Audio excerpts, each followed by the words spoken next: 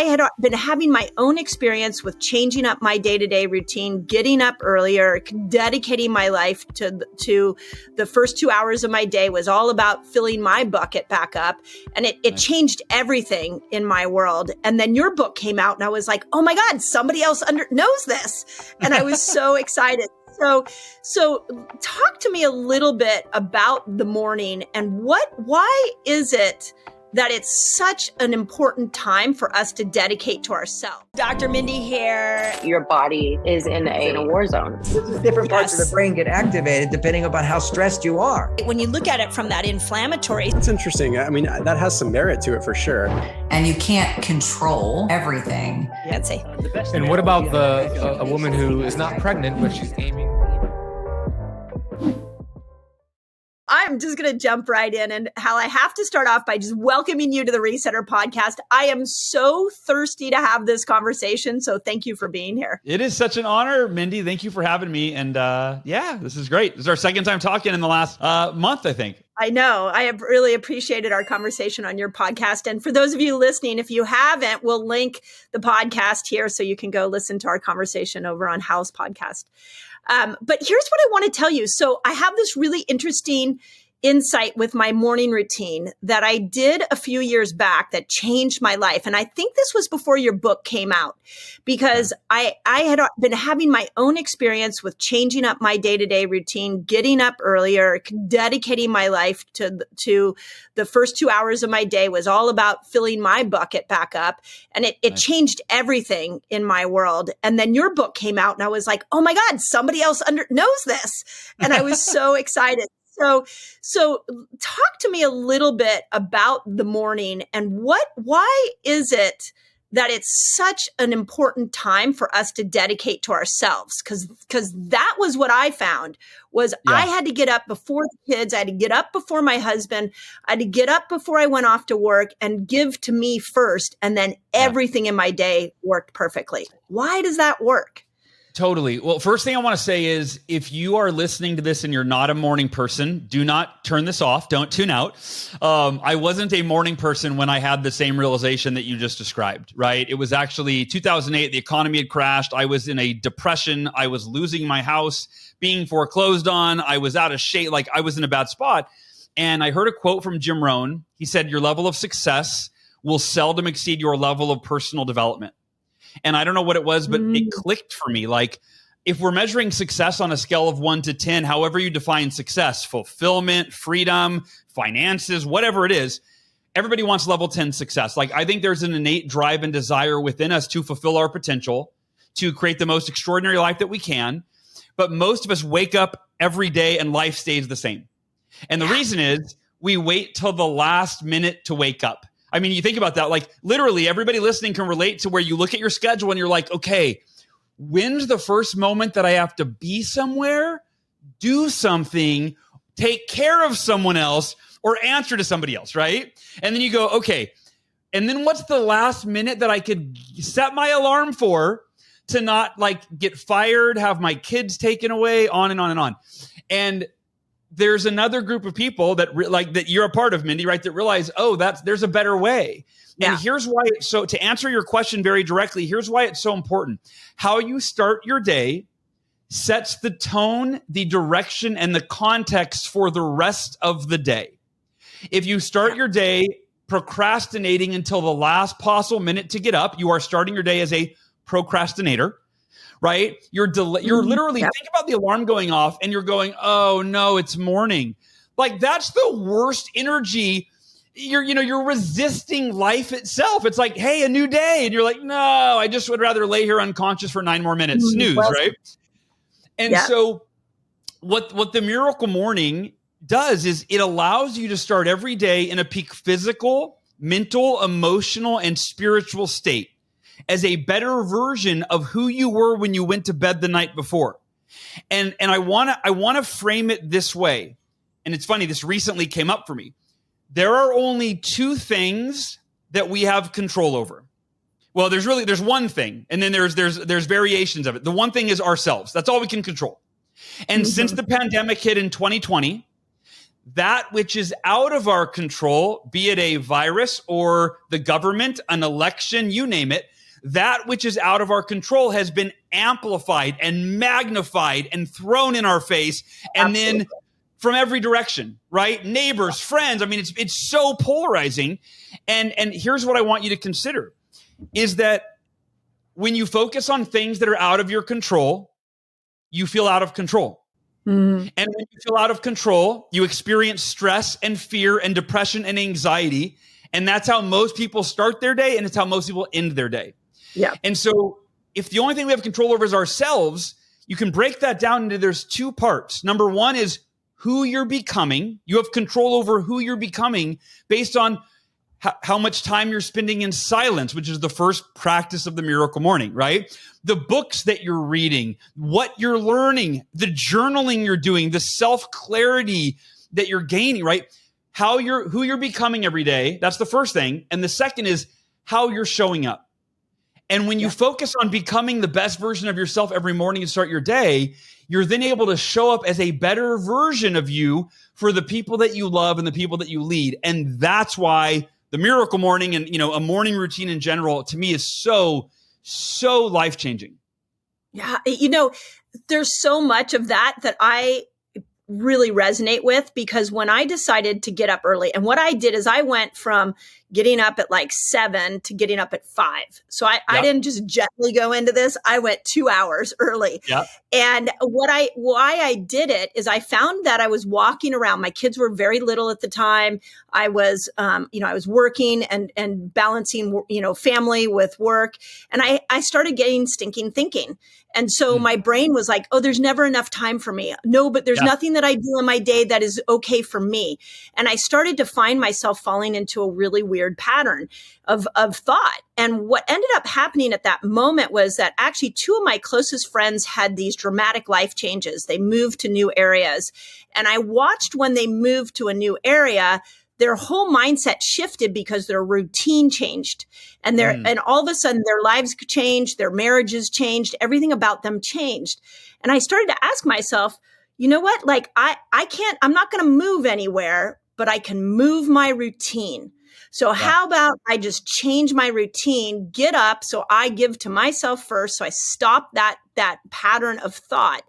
And then from there, let me see how my life changes. And it was like within a couple of weeks that I could no longer say that I wasn't giving to myself. I no longer could say I didn't have time, because I had 2 hours every morning. I meditated, I listened, read books, I infused inspiration.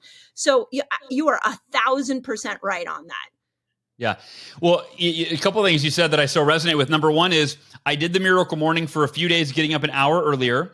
And I wasn't a morning person. So like when I heard this quote from Jim Rohn, your level of success will seldom exceed your level of personal development.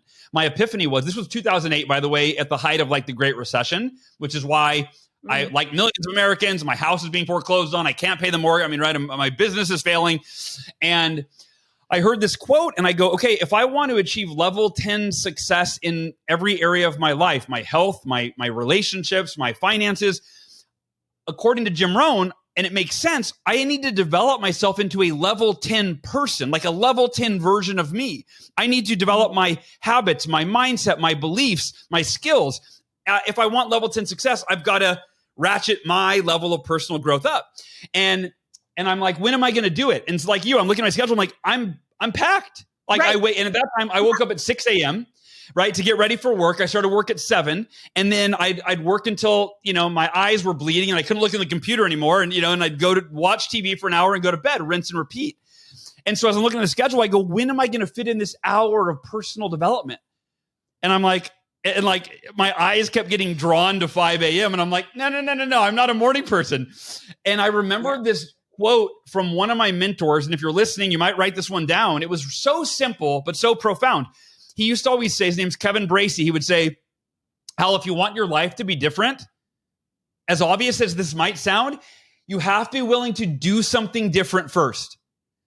And I think for most of us, it's like, yeah, that makes sense, but we just want things to change, but we don't want to change because change is painful, right? But the crazy part is, even though I wasn't a morning person, I'm like, all right, I'm going to do it. I wrote my schedule, 5 a.m. personal development. It wasn't called the Miracle Morning on day one. It wasn't a book idea, like none of that. But here's the crazy part. At that time in my life, I had been depressed for 6 months. It was this downward spiral where I'm losing clients, I'm losing money, I'm going in debt. My house, I'm trying to save it. I finally can't. I'm 30 years old. My wife's pregnant. I thought I was living the dream. I just bought a house a year and a half prior. Right now, I'm like about to move back in with my dad, which I did. But that first night, I felt like a kid on Christmas Eve. And if you don't celebrate Christmas, think about the night before a vacation when you're a kid, or like your first day back at school when you can't wait to see your friends. Let me ask you this. Even if you're not a morning person, was it hard to get out of bed on those days where you were so excited to wake up? And that night I was like, I can't wait to try this.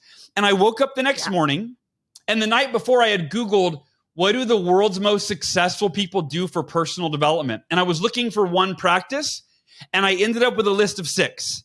It was silence, which is, meditation or prayer, affirmations, visualization, exercise, reading, and scribing, which is a fancy word for journaling, but it's an acronym, SAVERS, the Savers. And I went, well, which of these should I do? Which is the best one? And there was no clear answer. And the epiphany was, wait, what if I just did all of them? What if I woke up an hour earlier and I did the 6 most timeless, proven personal development practices in the history of humanity that the world's most successful people have sworn by for centuries? I go, that would be the ultimate personal development routine. Woke up the next morning. I fumbled my way through it. I didn't know how to meditate at that time. Affirmations felt super inauthentic the way I learned them online, right? I'm going through these practices, but even sucking at them at the end of that hour, it's very similar to what you said, Mindy. I'm like, this is it. If I start every day with this much clarity and energy and peace of mind and motivation and gaining new knowledge, it's only a matter of time before I become the person that I need to be to turn my finances around, to turn my life around. And the last thing I'll say on that is this. I was thinking 1 year because I'd read the compound effect before, and I was like, I'll get 1% better every day. And 1 year from now, I can have a totally different life. Yeah. And Mindy, it happened in less than 2 months. In less than 2 months, I more than doubled my income. I went from 6 clients. I couldn't pay the bills with 6 clients. 2 months later, I had 14 clients. So I had doubled my income, was above water. Physically, I hadn't exercised in 6 months after a miracle morning. And I thought, how could I go to level 10 fitness? I thought, I'm going to run an ultra marathon. I'm going to run 52 miles. I've never run a mile except for in PE class in high school, but I'm going to run 52 miles. And my depression didn't even take 2 months to go away. It was gone within a day or two, not gone, but it was fading, because I think one of the main causes of depression, and I'm not like a professional here, but it's hopelessness, right? If you lose hope, that's depressing. And because my income, no matter what I tried, kept going down and down and down, not to mention the economy, we're in the worst recession at that time in decades. I'm scared. Everybody's scared. But that very first day I went, this is going to work. And so I wasn't depressed because now I had hope. I had clarity. This is the thing. And I went to my wife after the 2-month mark. I signed on 2 coaching clients that day. And I can picture meeting her in the hallway of our house. I said, sweetheart, I just signed on 2 more coaching clients. I've officially doubled our income. It's all because of this morning routine. It feels like a miracle. And she goes, it's your miracle morning. And I go, amazing.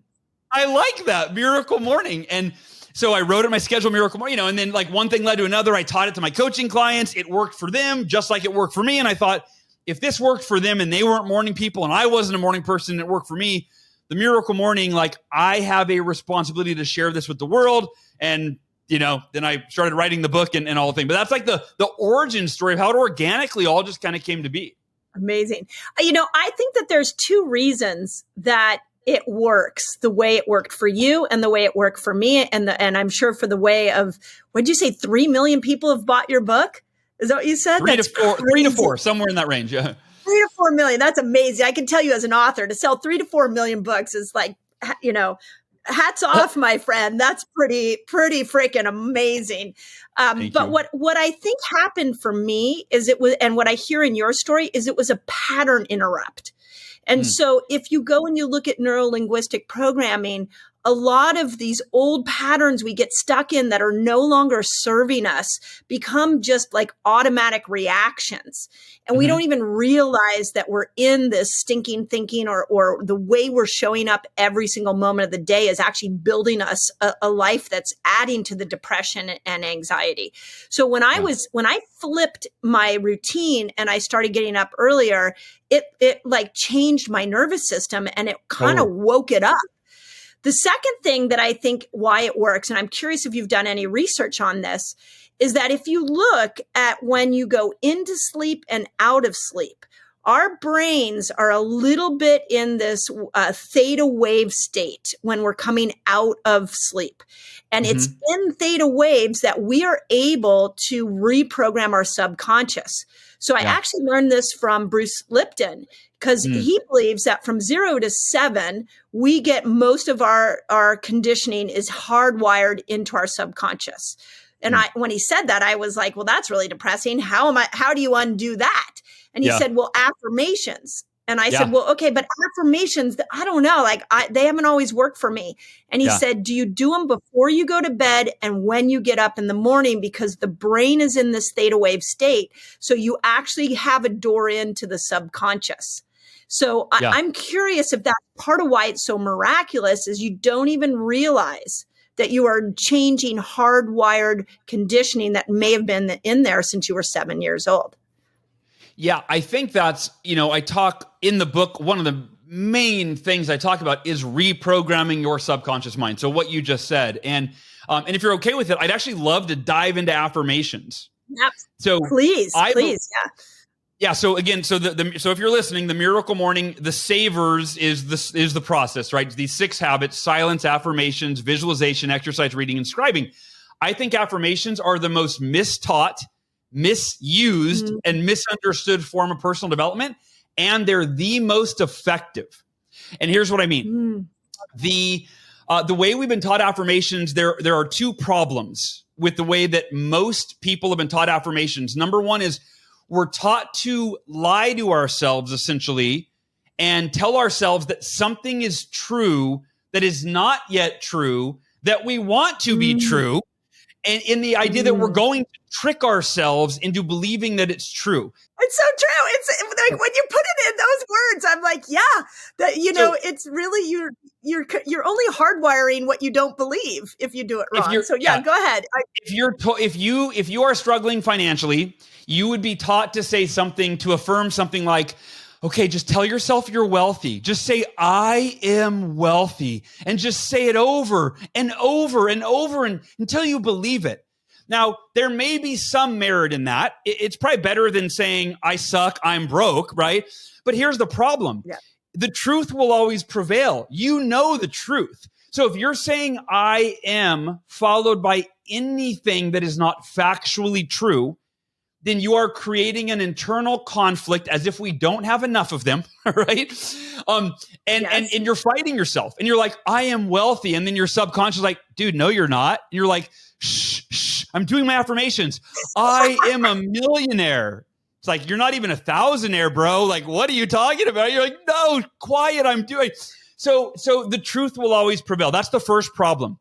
The second problem is we're taught to use this flowery passive language that produces a magical result independent of any effort. I'll give you another example. Let's say you check your bank account balance in the morning on your phone and you go, oh God, I'm negative. I'm negative again, right? Or I'm broke, whatever. Okay, I got to pull out my affirmations. And you do these very popular affirmations that say something along the lines of, I am a money magnet. Money flows to me effortlessly and in abundance. Oh, that feels good. Now, why has that affirmation stood the test of time? I don't think it's because it works. I think it's because it makes people feel better. It gives them temporary relief from their money woes. Because think about it. If you check the phone and you're like, oh, I'm negative, you go, I'm a money magnet. Money is going to flow to me effortlessly and in abundance. Oh, God, that feels so much better than the stress I was feeling a few minutes ago when I was focusing on reality, which is that I don't have money. But it's not going to magically flow into your life because you're some sort of money magnet, right? And again, not discounting what we can't see. There may be some merit, but let me teach you what I believe and what the Miracle Morning community has adopted as a very effective, practical, results-oriented process for creating affirmations. Step one, there's 3 steps. Step one, affirm what you're committed to. In life, we don't get what we want because we want it.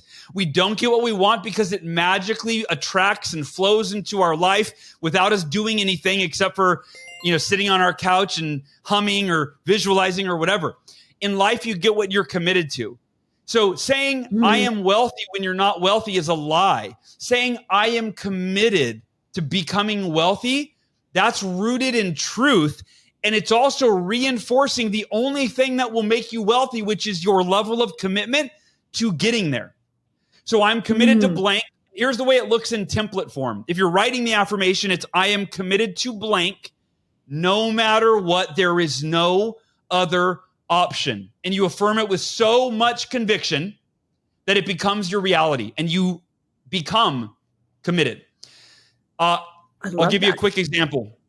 6 years ago, I was diagnosed with a very aggressive form of cancer, and I was given a 20% chance of surviving, 20 to 30%. It was acute lymphoblastic leukemia.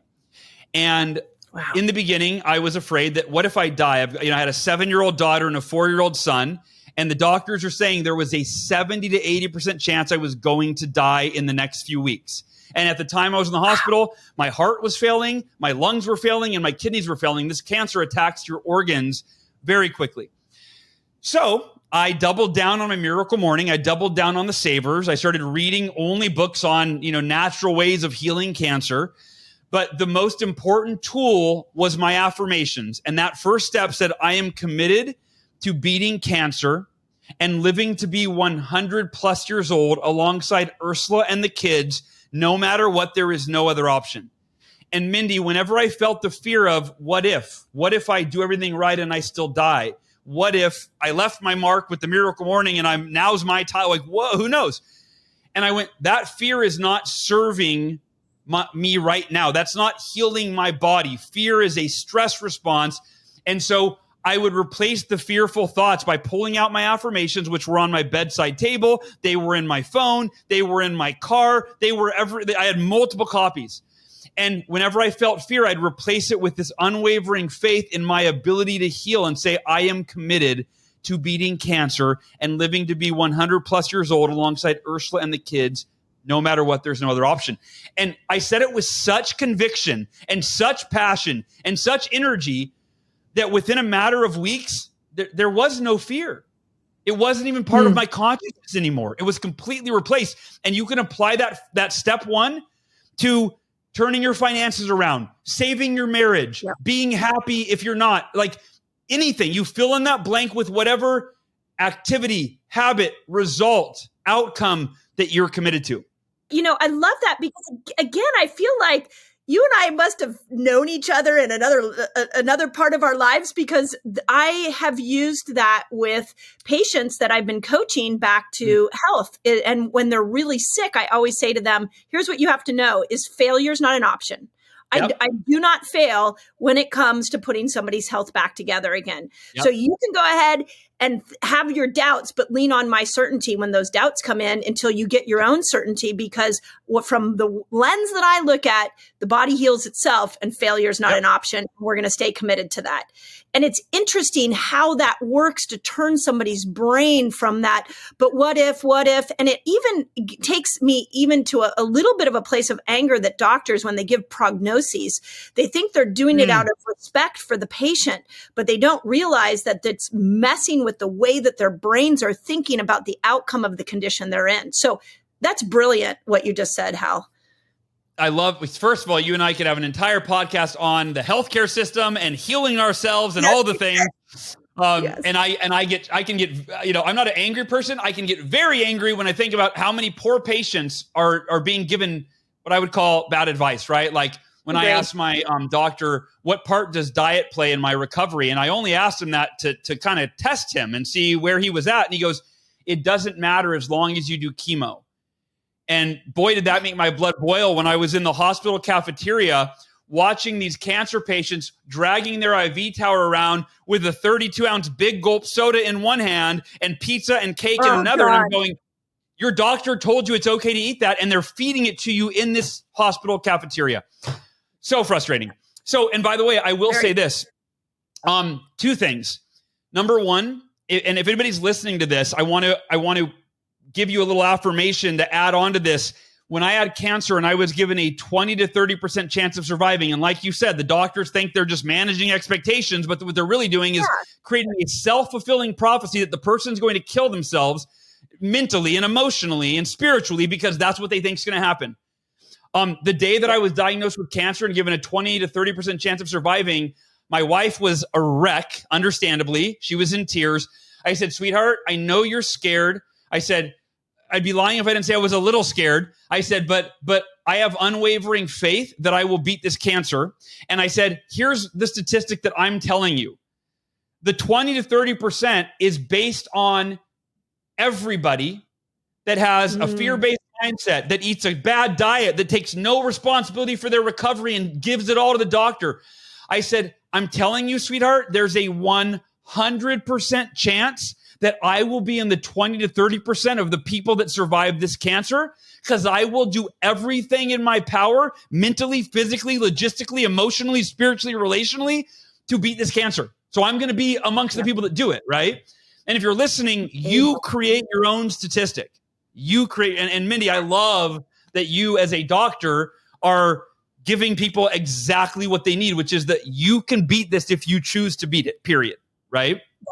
And I think what's really important for people listening is it is important when in the beginning to retrain your mind, you might have to hang around some certain people, like, listen to your podcast, listen to my podcast. Like you have to brainwash yourself to make sure that you stay in that vibration. Otherwise, the doubt of the world, the doubt of the doctor seeps in. And the minute you have doubt, to your point, now the outcome's not looking good for you. So certainty is definitely important. This is my layman's explanation for everyone. I have no qualifications. I am not a doctor, nor do I, play one on TV, all that. But our body has, correct me if I'm wrong, but I believe we have trillions of cells, right? Like 40 trillion or something. And here's my layman's explanation. They have no opinion. They are impartial. They just do whatever we tell them to. They respond to whatever we feed them. Through our mental and emotional state, we are either telling ourselves, like if you're living in fear of dying, you're saying, I'm going to die. And your cells go, oh, okay, I guess that's what we're doing. If you say, oh, no, I'm going to live. Now you have 40 trillion cells that go, oh, okay, I guess that's what we're doing. And I had Dr. Bernie Siegel on my podcast a year or two ago. I read his book while I had cancer, Love, Medicine, and Miracles. He was a cancer surgeon that did over 3,000 procedures, I believe. He said the one thing that every patient that healed themselves had in common, including those that had very deadly cancers that they shouldn't have beat, is their mindset was, I'm going to live. There's no other option. He said that was the common trait, right? So listen to Mindy, listen to me, listen to Dr. Bernie Siegel. Yeah. The second step in the affirmation. So number one is affirm what you're committed to. Number two is affirm why it's a must for you. Now, language is important. If it resonates more for you to say, affirm why it's deeply meaningful to you. So why it's a must, why it's meaningful, why there's no other option. So this is where the rubber meets the road, right? Simon Sinek made why very famous. The why is what fuels our ability, our drive to do whatever it takes to follow through with the commitment. So here's what my affirmation looked like when I had cancer. So I'm committed to beating cancer, yada, yada, yada. Step two, I'm committed to beating cancer for Ursula because I promised her forever and a day. I'm committed to beating cancer for Sophia and Halston because they need their daddy's love, guidance, and leadership. And I'm gonna play with their grandkids one day. I'm committed to beating cancer for my mom and dad because they don't deserve to lose another child. My sister died when I was 8. I'm committed to beating cancer for myself because, damn it, I deserve to live a long, happy, healthy life. And last but not least, I am committed to beating cancer for the millions of people who are themselves battling cancer or some other disease and may not have been blessed with the knowledge and resources that I have, and I can help them on their journey to healing. So, Mindy, when I read those 4 or 5 bullet points with just as much passion and conviction and meaning, it fueled. I'm like, dropping F-bombs, like, yeah, I will do whatever it takes for those reasons. Did you ever doubt? So did you read these in the morning? And I assume you did. And every morning. When you read them, did you ever go, I don't feel this today? Like you're reading them, but there wasn't the emotion behind it. Okay. In the beginning, because here's the thing is I created these affirmations to replace fear with faith. And when I say faith, let me give context. It's a very loaded word. You can place your faith in whatever you place your faith in. Meaning if your faith is in God or a higher power and you believe that God will heal you, then that's where you place your faith. I'm talking about faith in the outcome, right? Faith in your ability to heal, your ability to follow through, to do everything in your power. So when I say faith, again, you can place it wherever you want. If your faith is in your pinky and you're like, because of this magical pinky, I will, make $1 million, or I will achieve this goal, or I will beat cancer, or I will whatever. So where you place your faith is only consequential in the negative if it's in something that is variable, like it's in your lucky shoes and then you lose them and now you're like, oh God, right? But if it's in a constant, such as yourself, such as God, it's in a constant that isn't going to get lost or stolen or fall away. You know what I mean? Put your faith wherever you want. But so I was in the beginning, there was fear because I was thinking practically. Like, for example, Wayne Dyer died of leukemia. And I went, well, shit, if Wayne couldn't beat it, he's pretty evolved. I'd say I aspire, to evolve to the point of where Wayne was. If he died, and then I thought, well, maybe he died because he was ready to die. I don't know. But I'm like, well, am I ready to die? So there was this mind, storm in the beginning. And then I got clear on what's going to give me the best odds of healing. And I decided it's unwavering faith in the possibility of me healing. That's what's gonna give me the best chance. So I'm going to put all of my eggs in the whatever's gonna give me the best chance. The what ifs don't serve me. Right? Filling my cells with fear and doubt, that doesn't heal me. It's that unwavering faith in the ability to heal. So in the beginning, I was trying to replace the fear with faith, but after a few weeks, the fear was gone. Yeah. It would rarely come to visit, and I'd pull up the affirmations, but I read them every morning and every night. I bookended my day with my commitment to beat cancer, the reasons why, and then step 3, affirm which actions you will take and when. Which actions you will take and when. That's where the rubber meets the road. That's where the results are generated, right? If you affirm what you're committed to and why it's a must for you, and then you just end going, oh, I did it. I did my affirmations. You have to actually clarify which actions are you going to take. If you want to write a book, you can't say I'm committed to it and here's why, and then that's it. It might not get written. You've got to go, so therefore I'm going to wake up an hour earlier. I'm going to write every day from 7 to 8 a.m., 6 days a week, or right? You got to get clear on what you're going to do and when. And when I had cancer, the 3rd step of the affirmations, it was, I'm going to combine the best of Western medicine, because I had, and side note, I had reached out to 2 of the best holistic oncologists in America, and they said, Hal, neither us nor any holistic oncologist can help you because of your cancer. It is so fast acting that he said, your oncologist wasn't exaggerating. you have a week or two to live before your organs shut down. Because I didn't want to do chemo. I'm very holistic, very natural. And I told my oncologist, I don't want to do chemotherapy. Can you support me naturally healing this? And he said, Hal, your heart is failing right now. Your lungs are failing. Your kidneys are failing. He said, if you don't start chemo tomorrow, I'll give you a week or two to live, but that's it. And I thought he was, I don't trust, right? I figured he was scaring me into chemo, and so I'm like, my poor wife is breaking my fingers under the table, holding back tears. And I said, Doc, can I have 24 hours to do my own research?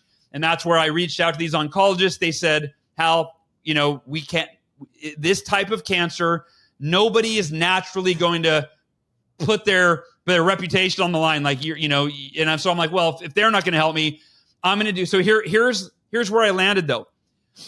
I committed to do chemotherapy, which by the way, because my cancer is so aggressive, it's one of the most aggressive chemotherapy regimens. I did 650 hours of chemotherapy in 7 months.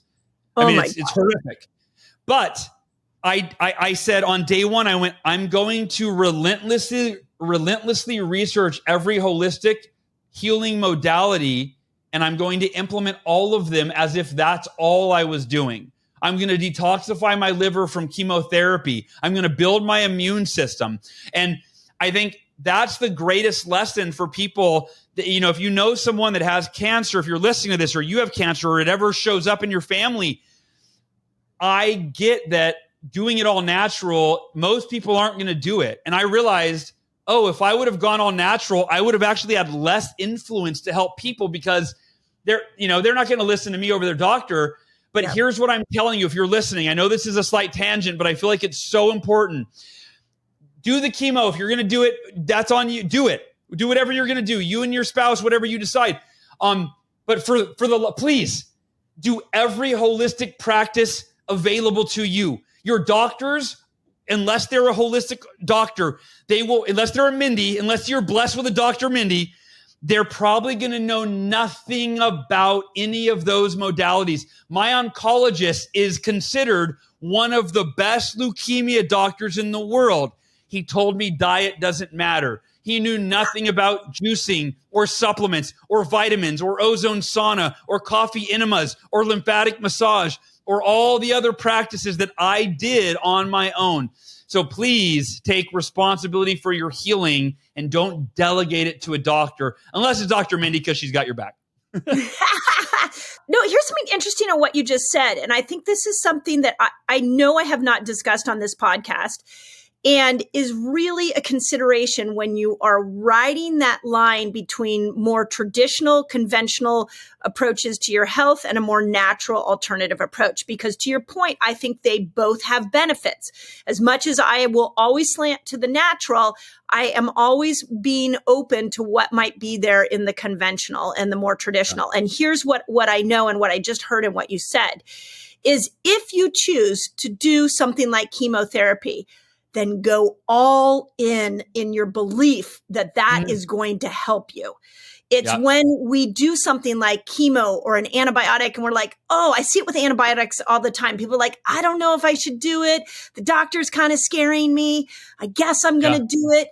And then we do it and we're incongruent with the decision. And that is now creating dis-ease in the body. So what I don't want people to lose sight of what you did is you said, okay, I'm going to do it. I'm not just going to do a little bit. I'm going to go in and do all of it, but I'm also doing natural. I'm going in with both. And I am clear that that is my path. There was no uncertainty.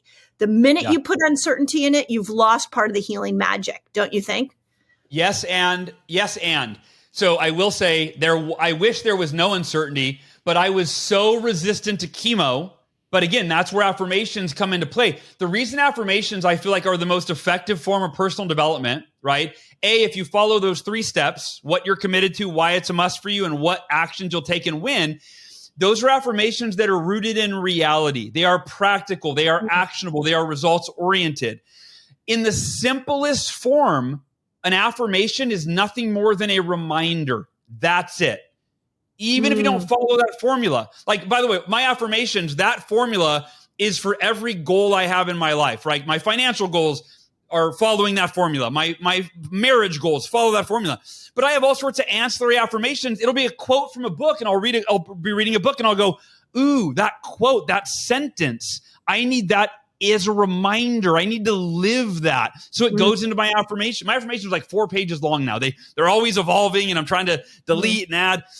But the point is, it was my affirmations. My natural thought was, I don't want to do chemo. This is poison.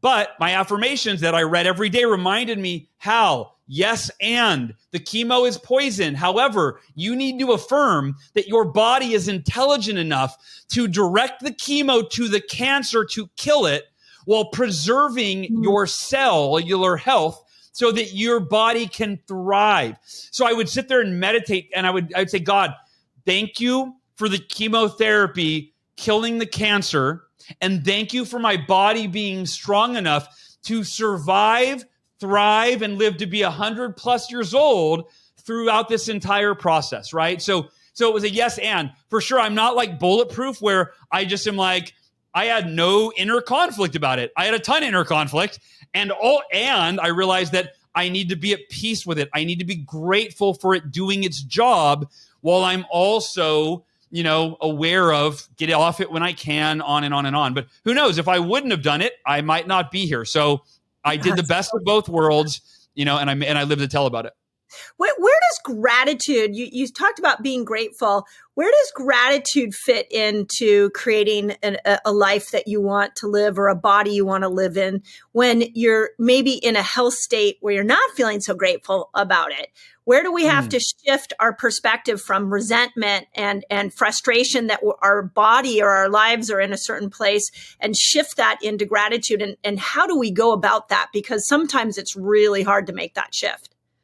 Yes. So I am writing my next book is called The Miracle Life.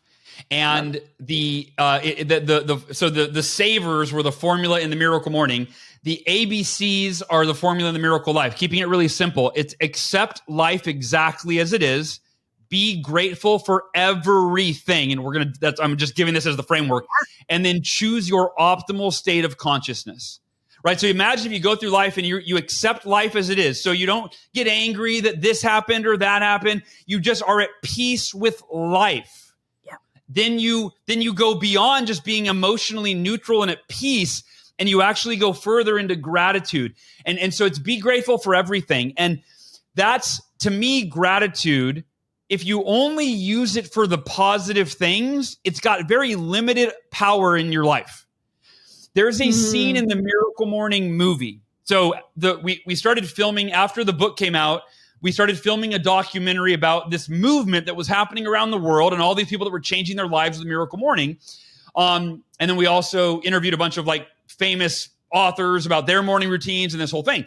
Well, halfway through the filming, I was diagnosed with cancer, and I called our director. I said, Nick, you'll never believe this. I'm in the hospital. They're giving me a 20 to 30% chance of surviving this cancer.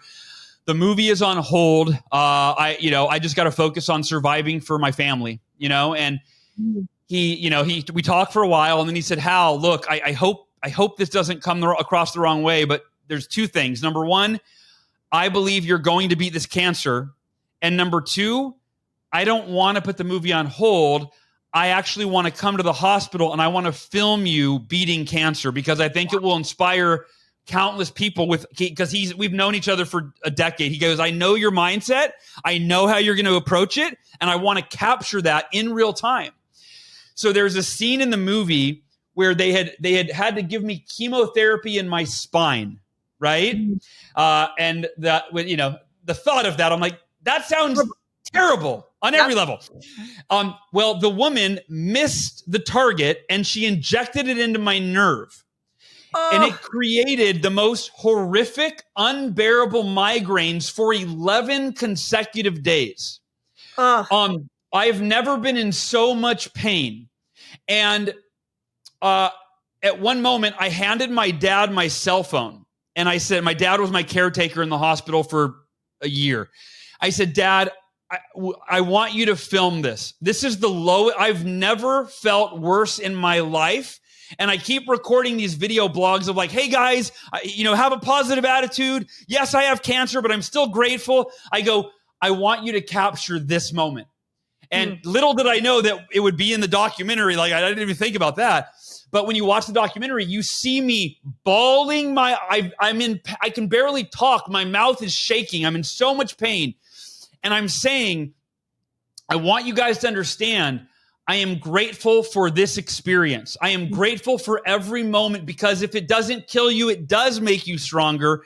And to me, every adversity is an opportunity to learn, to grow, to become a better version of ourselves.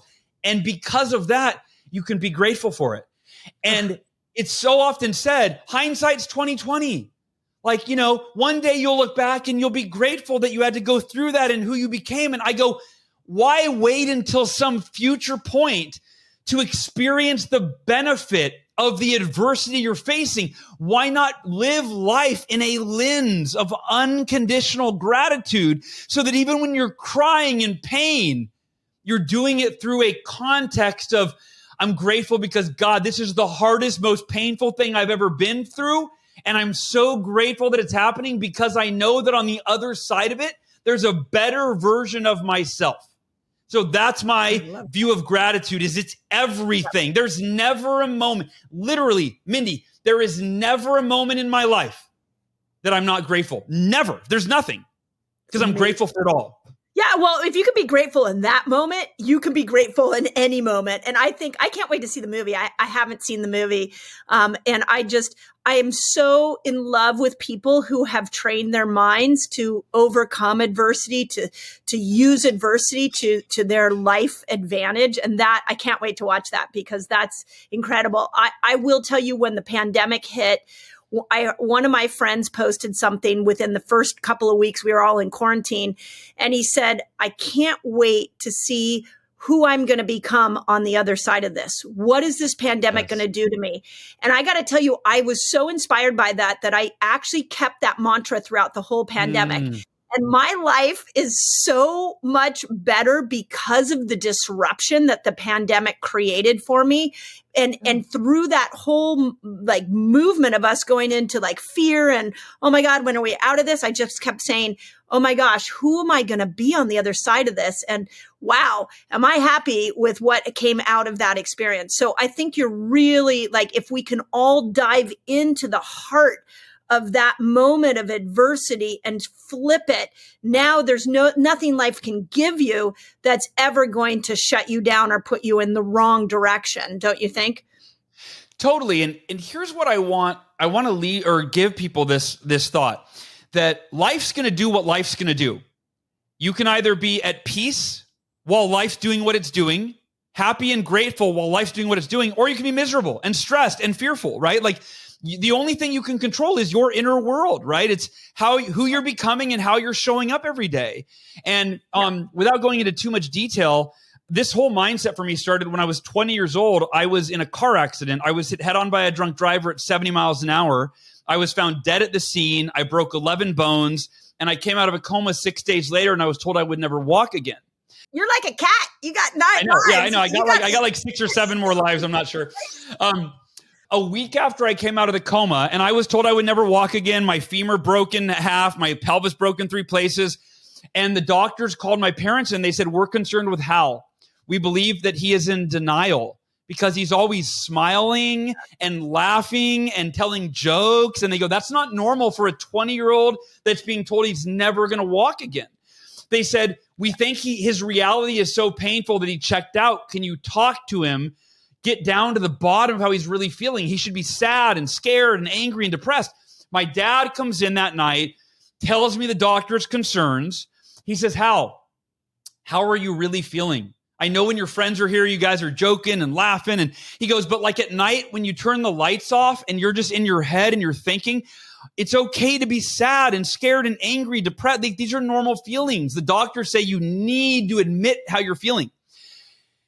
And I said, Dad, I thought you knew me better than that. He said, what do you mean? I said, remember, I live my life by this thing called the 5-minute rule, which says it's okay to be negative, but not for more than 5 minutes. The idea is when you find yourself getting upset, I'd set a timer for 5 minutes and I'd give myself 5 minutes to bitch, moan, complain, cry, whatever. When the timer goes off, I would say, can't change it, and acknowledge I can't change what happened 5 minutes ago. So I have a choice between two options. I can be at peace or I can be miserable. I can be miserable that it happened, upset, angry, frustrated, or I can accept it exactly as it is and be at peace. And I said, Dad, if I'm in a wheelchair the rest of my life, I've decided I'm going to be the happiest, most grateful person you've ever seen in a wheelchair because I'm in a wheelchair either way. The only thing I get to choose is how do I experience every moment in my wheelchair? And if you're listening right now, I want to ask you, what's your wheelchair? What's the experience in your life, past, present, or even that you're worried about in the future that you've allowed to determine your mental and emotional state? I'm here to tell you that you don't have to let your circumstances determine your mental and emotional state. You can determine it. And so you can even be in the most difficult circumstances of your life and go, okay, this is what's happening. I can't change it in this moment. It is what it is. I've got to get through it. So therefore, I'm going to choose to be the happiest, most grateful version of myself I've ever been while I endure the most difficult time in my life. And the Miracle Morning, to me, enables you to read affirmations that remind you, then sit in silence and meditate on that feeling, visualize it, exercise, read something that affirms it, journal what you're grateful for, right? Like that is the practice that you know from experience every day allows you, even if you have a bad day the day before, you get to wake up into that me time, that sacred time to become the best version of you and start every day at your best. Amazing. Oh my God. I could talk to you forever, Hal. I just love the way you think. And I know you've got to go pick your kids up. So let me finish on this thought. I have two questions I ask everybody this season. We're really diving into self-love. And the first one is, what's your self-love practice? Somehow I'm thinking it's tied into the morning. And the second question is, what's your superpower? And I think we all just witnessed your superpower, but I'm going to let you answer those two questions. Yeah, thank you. Yeah, so I mean, my Miracle Morning is my self-love practice. You know, one of the books I read years ago was Love Yourself Like Your Life Depends on It, and I really integrated that into my Miracle Morning. I literally have a section of affirmations that are my self-love affirmation. Right in bold, it says self-love, and then colon, and then there's like a few sentences that affirm how I love myself, that I love myself unconditionally, that I give myself grace, that I'm always doing the best I can, and that I deserve just as much love as I give to my children, if not more, right? Like to put it in context and realize the way I love my kids, can I love myself that way? And that helps me to create that context. And then the superpower is, it's what we just talked about toward the end there. It's choosing my experience. I don't mean my external experience. I can't always choose that. I can only choose my internal experience. So I can choose that no matter what's going on around me, I get to control what's going on inside me. I choose to be at peace. I choose to be happy. I choose to be grateful. I choose to serve others. I choose to be a source of love and light. And nothing anyone else does or says, no matter how rude or mean or whatever, it doesn't change who I'm committed to being in every moment of my life.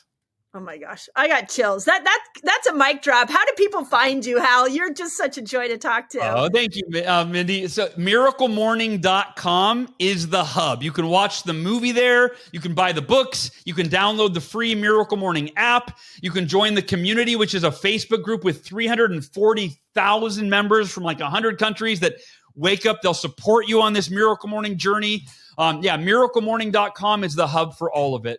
Amazing. Amazing. Well, thank you for your time. And again, thank you for being such an incredible example of what's possible when you really commit to putting your mind on the right things. So just super grateful for you. And we got to do this again. Perhaps we do it live, because this was really, your enthusiasm is infectious.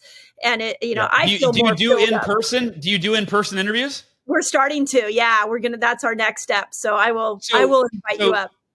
I'll give a quick insider or information for your audience and for you. So I am currently writing the Miracle Morning updated and expanded edition. It probably won't be out for like 8 months, 6 months, 8 months, something like that. So get the edition now, but it's going to have the Miracle Evening chapter, the Miracle Life chapter. I'm rewriting the entire book. So I'd love to come back on and revisit this when we do that. Yeah, please reach out. You're welcome back on anytime, and let's do it live, and we'll go in. I We'll love in-person interviews. I'd love that. I'm going to make a note of it. I love you. I love your energy. I love the stand that you take for healing for people naturally, right? So I'm so grateful that we got to connect again, and can't wait for the next time. Agreed. Thank you, Hal. Appreciate you.